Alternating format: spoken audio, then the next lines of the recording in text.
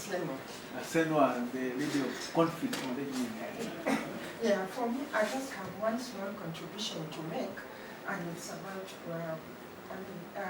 what we are talking about is very important.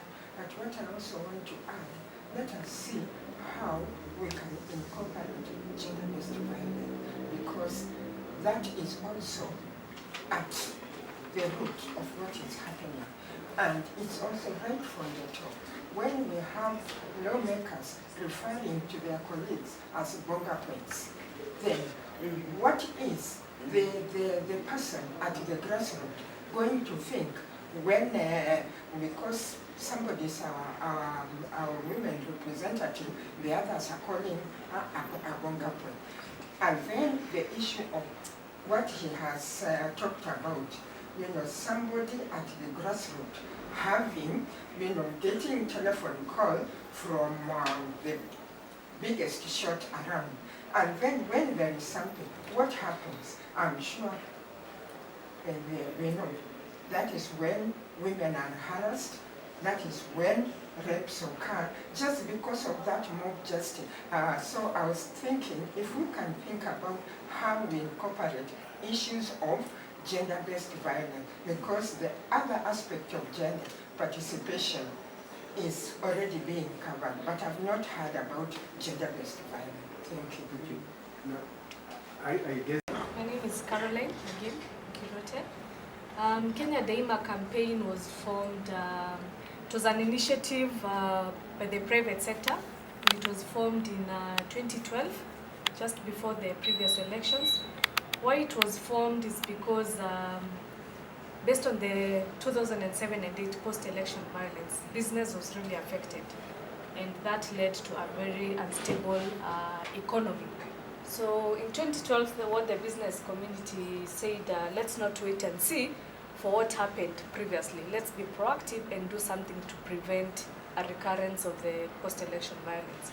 And that's how the campaign was formed, which was not only a KEPSA thing with the private sector, it also included the religious bodies, the civil society, the youth, the media. Generally, we encompassed, and even the university student leaders, it was a campaign for everyone. And what the agenda during that time was to inspire peaceful elections and a better Kenya for all. So that was achieved, but now there's now the launch of the 4th phase, which is now going to run this year, and it's going to address a lot of things like what Dr. has said about national values, issues to do with leadership and integrity. What kind of leaders do we want to vote in? Do you want to receive handouts? So what we are trying to change is the mentality of moving away from haki yetu to wajibu wetu, from ushenzi to ungwana, and also try and address issues which are coming up, like corruption. So the 4th phase started running, and Kenya Daima works with, also includes other partners as well. That's how we worked in 2012 and in 2013. Because there were also a lot of initiatives. Everyone had something very good. So we welcomed them on board and sought for ways on how we can work together, because we are all trying to achieve the same goal at the end of it all. Yes. Yeah, any comments? I'm just wondering where to. May I suggest to Mobile Solutions, next time we sit around like this, so that we can see one another's face. I was very uncomfortable when I came in, because I thought I wanted to see every face. Okay, I'm Nancy Kachoka. I'm in the Citizen Participation in Security. The committee has just been appointed in December, taking over from the work of the task force, popularly known as Nyumba Kumi Initiative. And so we are moving on to implement what the task force found. And so this campaign, patriotism beyond our differences, comes in at a very timely level at our beginnings and our participation. So, in our first meeting, we just outlined how we would like to reach every citizen of Kenya so that every citizen can participate in security. And the strategy is that all of us here will belong to a nyumba kumi. I don't want to ask people to raise their hands because the elite have their reservations about joining the nyumba kumi initiative. But just imagine that in your estate somebody moves in and you don't know who that person is, and they operate only at night, and during the day they are asleep. And nobody knows, nobody even have ever seen their face. I'm sure in your estate and in your neighborhood you would be very, very uncomfortable about that kind of family. So, as I sat here, I felt that I would like to comment on a few things. I appreciate the value-based that Dr. Mwiti has articulated very, very well. In our committee, when we first met, the first thing that the previous task force articulated so well is that if we don't have security, if the citizens of this country are not secure, then we will not thrive in business, we will not thrive in politics, we will not thrive in any way. Our children will not go to school, homes, families, and we will all be so confused. And we all can reflect what we were feeling in the first 2 months of 2008. We were also destabilized. And so it's upon all of us citizens of Kenya to take up these matters of security so seriously. And so the task force we are taking over from, and we have some overlap there, those ones who remained and those of us who are new. They agreed, having gone around the country, 47 counties and 249 sub-counties, the one top enemy of this country in security matters is, guess who? Guess who? Politician. Politician. It is the politicians who inflame us. It is the politician who tell us.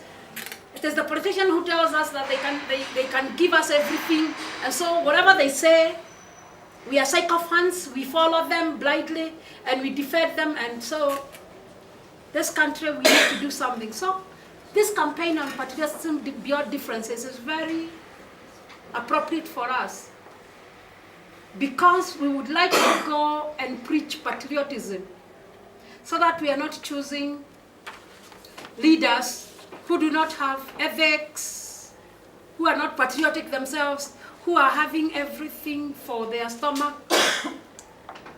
And all of us, mortal beings, we have to wait for the next time we get the voter's card, and blindly we vote them because they belong to my clan or to my community, or I like them, or they have promised, or they have given me 10 shillings, 20, 1 million, 50 shillings, or whatever.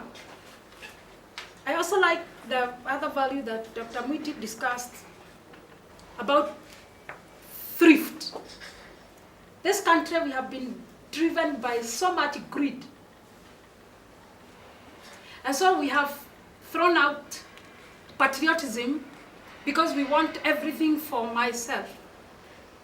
The place where I live, somewhere on the road, somebody came and fenced off the river on the Giri Road. Up to the river, they fenced off, and they were doing it in broad daylight. And none of us mortal beings would raise a hand. They fenced off, and they took that as their plot. So how can the citizens say, we don't want this, we don't want you, you are becoming greedy, how can you fence off the river and say it is your plot?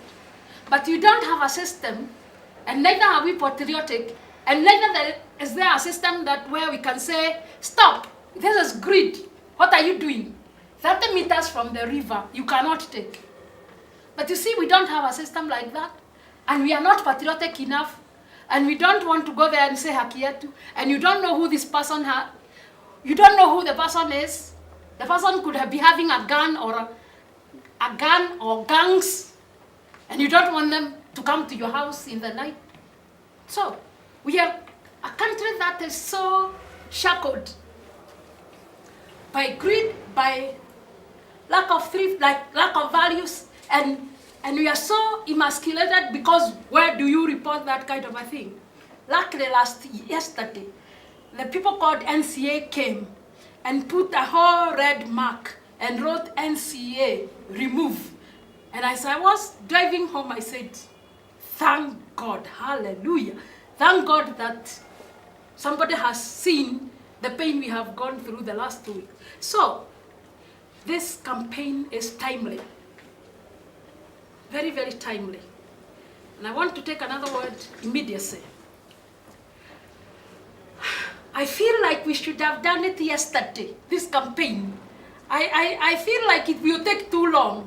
I hope that the baseline survey will take very few days so that we get into the next phase of implementation. Because we have 18 short months, in fact 16 short months before we get into ballot box. So if we spend most of that time doing a good baseline survey and a good report and a good another workshop and another workshop and another reconciliation and another validation and another word and another word and another word, we will get to December before we have done. So I'm saying that let these matters be run concurrently, let them run fast. I'm a student at Catholic University studying social transformation, a PhD in social transformation. And our lecturers are Catholic priests, fathers, Jesuit fathers. And one of the things they said is we have to have a degree that runs fast. You are delivering, we are delivering. You cannot be in this university for 8 years, 10 years, like some other places. So, do your work fast. We do our work fast. We supervise you, you deliver, you come, you do, your supervisor supervises you. Because nobody is waiting for us to do things slowly. 18 months is a very short time. August 2017 is very close. So can we do this campaign as quickly as it's immediacy? Finally, those Kenyans that harm others. I'm very passionate. And I think he mentioned the word passionate and enthusiasm. I feel very, very sad as a mother when I find Kenyans who want to harm my children by selling them things, by attracting them to things that will destroy their future. They destroy them on the media, they destroy them with substances, they are attracting my children from my own womb, attracting them to things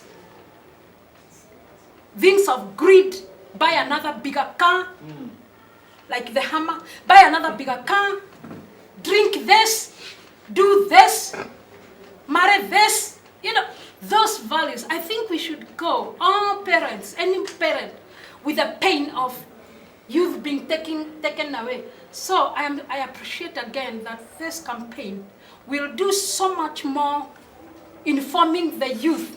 Don't be attracted to a manufacturer who manufactures something so that they can get enough money and take the money to Switzerland or wherever else, or get another plot in France. And they sell my son product so that they make money out of my son? No. We the women will say no, very, very loudly. Finally, I want to say role modeling. Role modeling. This campaign, I think we should have one truck, one of the RAS mobiles, staying in the universities, going around our universities, tertiary colleges, permanently. So that this message is so much in the university. Patriotism, values, and ethical behavior, ethics. We don't have to drive hammers and bring brings, and we don't have to sell drugs and other things. We don't have to go through abortions. We can adopt all those children. I mean, there's so much we can do. And in conclusion, Dr. Moiti said, and I concur with you and I agree with you 100%. In this country, we have Christians and we have Muslims. That is faith. And there are others who believe in other things. Their elders' structure or whatever they worship, they have faith, some faith of some kind.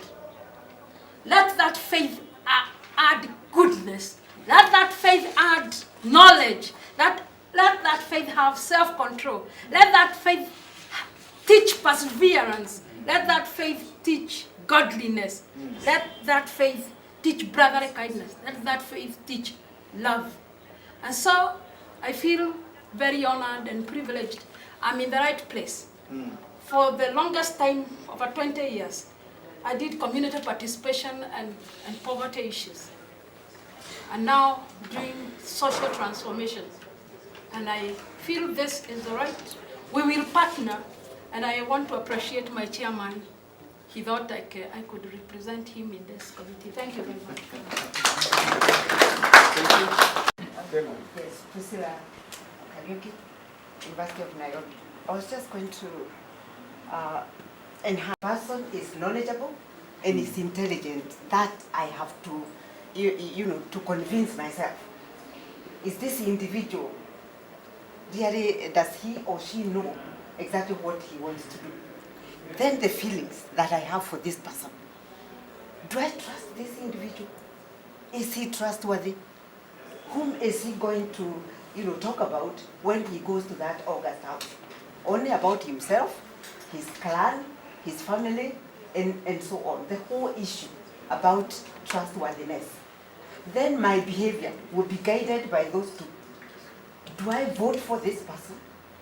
Can I even give my time, perhaps even my money, to this person, to his campaigns or her campaigns? Because I actually believe in the person. And I feel strongly that he or she should go in there.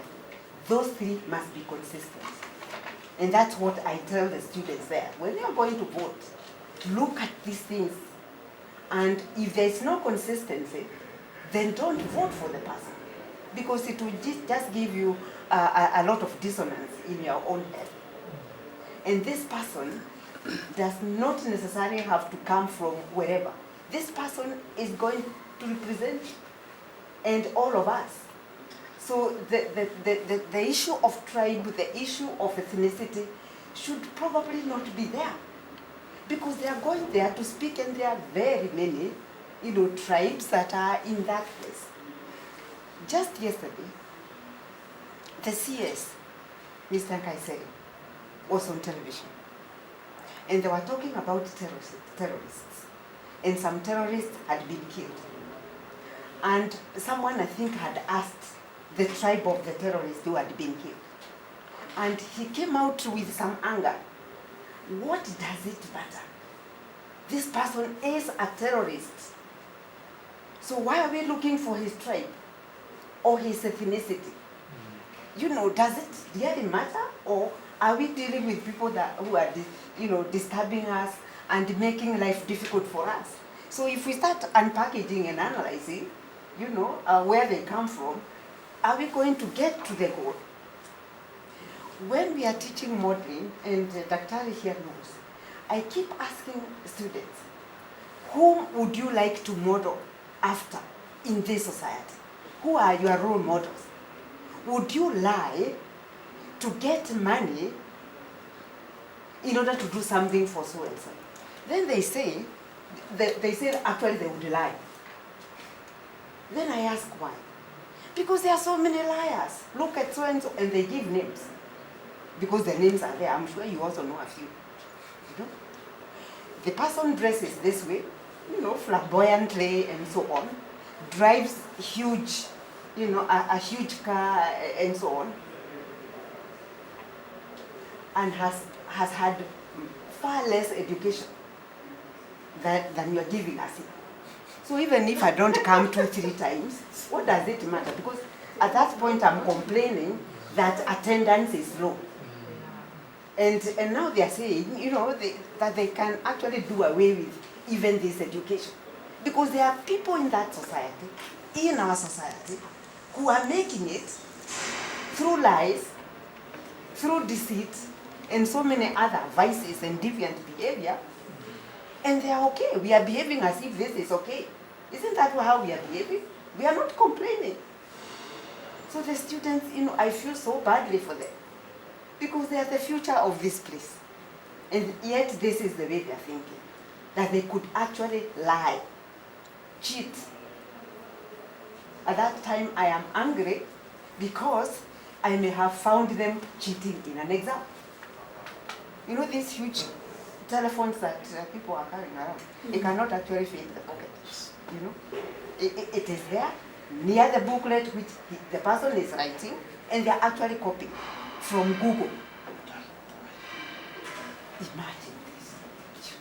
So you feel extremely bad, because we have modeled very, very badly for our youth, our young people. This has to change. And I'm sure we are talking, I'm glad we are talking about it today, because this team here can make a huge difference in this country. And I hope that when we move around, we are going to target some institutions, because that in those institutions there's a lot of, I don't want to say vice, but the young people are thinking very, very different. So they can cheat, they can lie in their own small way, because we have shown them it is okay. And we are moving on in our huge cars, huge houses, huge everything, that is the way to go. And yet we do not have the commensurate education. So that must change, and I'm sure this is why we have to speak COMBI, on top of the mountains. Thank you. I'm glad there will be plenary. Maybe we can do a bit more. Yes. Thank you. Name again, so that we can socialize. Okay, my name is Jane Wandere. One thing I would want to say, I appreciate very much being in this forum, because it has been for a long time my desire to see a change in our young people, I being one. And I've always asked, when I interact with the youth, even in the schools where I work, ask the youth, if I stand to vie for a political seat, and I come and give you, or I assign you as my chief campaigner, and then I give you 100,000, for how long are you going to spend that money? Or if you calculate that money, divide it by 365 days, then divide it by the 5 years I'm going to be in the power position, then you're going to see and quantify how much worthy you are. And maybe it is going to be less than even 100 shilling in a day, which is less than $1. And so when you give the challenges to the youth in that way, they really, sometimes they would see the sense. And another time they are like, well, as long as I get something, it doesn't matter how much I'm worth. So it becomes a challenge when you're addressing the youth. And I think for me, this forum, and the way the awareness or the advocacy is going to go out to the community, it is a great thing that is going to happen, and I'm sure it is going to change our youth and our community. The other thing I would want to comment on, I'm a product of post-election 2007-2008. I come from Eldoret, and our house was burned at that time. And we ended up sleeping in the bush by the time we were lifted to come to Nairobi. It's a moment that you wouldn't want to remember. It's a situation that we wouldn't want to go through it again. By all means, if we can avoid that, it is the best thing that can happen to our nation. It is the best thing it's the best thing that can happen to any one of us. Even if you didn't go through the burning of the houses, the sleeping in the bush, or even losing anything, security-wise, we all suffer. And if that can be avoided at this juncture, before it happens again, then that one is the greatest thing we can give to our country. And then I would want to also comment that Dr. Harris talked about trust, adding goodness, adding trust, and adding the godliness in all things that we do. And we realized that once we were affected, and the group we call the IDP there also emerged another group of IDP, in quotes. When I do that, in quotes. That you really cannot genuinely say who is a genuine IDP and who is a fake IDP, if I can use the word. So government ended up paying, the IDPs are not getting finished, they're not getting finished. And really we cannot say to this day, have we really compensated the IDPs? Are they still in the field, or have they been compensated that now they're living comfortably? Have they rebuilt the trust where I come from? Have we rebuilt the trust with our neighbor? If my sister was married to that other tribe and she was chased away during that period, have I built the confidence that this man can still be brother-in-law, or can my sister still go back to that place? So I think trust, whichever way that can be done, that we rebuild trust, then you're gonna have trust and have morals that can help me. If my brother-in-law was this tribe, or my sister-in-law was from the other tribe, that I can have the confidence to say, I am one with these people, without the government or the attire of the tribe. So for me to be even in this forum, I am glad, and I have seen what my heart has yearned for many years, to see a change in our thinking as Kenya. You know, we have an attitude where when we are talking of Kenya, we say, hiyo ni tabia ya Wakenya. And I'm a Kenyan, it pains me to know that I can stand and say, si ni kawaida hiyo ni Kenya. What am I communicating? The COMBI. So already I have a negative attitude towards the nation. So there is nothing good I would see towards to speak about the nation. If a politician comes and speaks negative of the other politician, whom I think is a good leader to me, then I now become negative to the whole tribe. But if we can create awareness and even go, whatever means can be used, and that we can change our attitude. That is, I think, for me, changing of attitude of us all as Kenyan, that is the key. Even if my organization doesn't do anything, count me in for this. I went through it, I wouldn't want anybody, even the worst enemy, to know about it. Thank you for that question.